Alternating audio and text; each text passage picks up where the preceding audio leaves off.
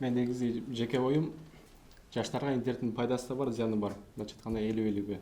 50-50ден. 50-50ге. Зыяны көп же пайдасы көбүрөөк деп айта албайм. Анан пайдасы, Зыяны кандай?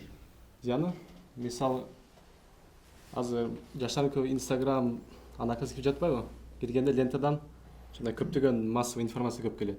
Ошо поток информациянын адам мээси бардыгын эсеп алууга аракет кылат.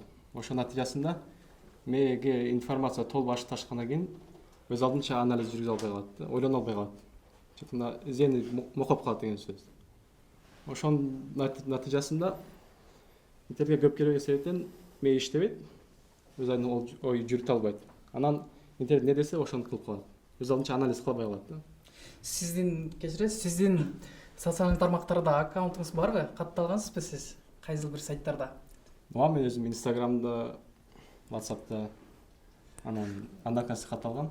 Ошол катталып атып, анан кийин ошол жактан кандай бир нерселерди өзүңүзгө алсам дейсиз? Мисалы, ошол Инстаграмдан, Одноклассники, Фейсбукту алабызбы? Өзүңүзгө эмнени издейсиз? Жакшы жактарын айтсаңыз. Жакшы жактарын мисалы Одноклассникте, Инстаграмда айтканда кээ бир илимий группалар бар. Ошолорго подписаться кылам. Ошондон кээ бир пайдалуу информация келет. Анын деле өз өлчөмүндө в меру мындайча айтканда колдонуш керек да. Эгерде өз өлчөмүнөн ашык колдонгондо бул өтө көп зыяны бар.